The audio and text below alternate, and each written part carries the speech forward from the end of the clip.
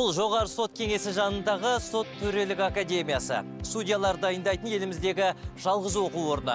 Мұнда заң саласы бойынша білімі мен тәжірибесі бар мамандар ғана қабылданады. Академия 2016 жылы құрылған. Содан бері 600-ден аса түлек құқық магистрі атағын алыпты.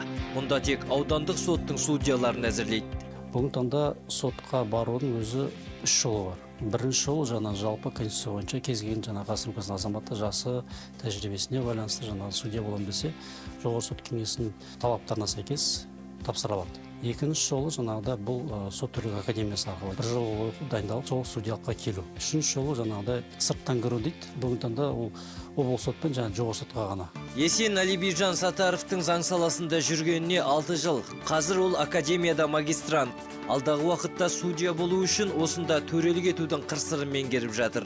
Әділ сот төрелігі жүзеге асырылған мемлекетте ол мемлекеттің дамуына қосар үлесі өте зор. Өйткені мысалы шетелдік инвесторлар біздің мемлекетке келіп жұмыс жасайтын болса, бірінші кезекте ол мемлекеттің сот жүйесіне қарайды екен.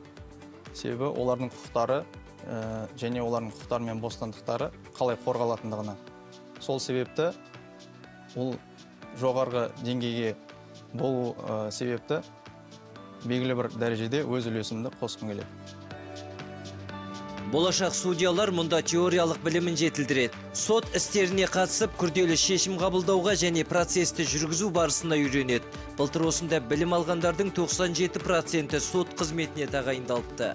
Үлкен жауапкершілік, адам тағдырын шешу оңай емес. Сондықтан әр істі, әр керек десеңіз материалды болсын, жеке дара қарап, оған объективті түрде баға беріп, заңды тұрғыда оның дұрыстығын қарап, бағасын беріп, заңдылығын қарап, сонымен қатар ішкі сенім деген бар судьяның. Ішкі сенімде өзінің бір себебін беріп отырады. Осылардың барлығын жүйелей келе, объективті түрде бағасын беріп, тиісті шешім қабылдауға тырысып жатырмыз.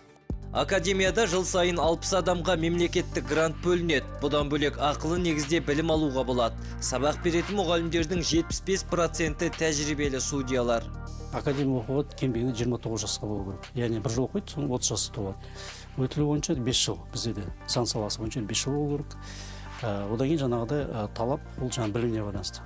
Жоғары заң білімі болу керек, яғни бакалавриат бәрінде болу керек. Сот төрелік академиясы судьяларды даярлау жүйесінің маңызды элементтерінің бірі. Ол былтырдан бастап жоғары сот кеңесінің қарамағына берілді. Бұл сот білімін нығайтуға және оның сапасын арттыруға бағытталған дұрыс және стратегиялық маңызды қадам.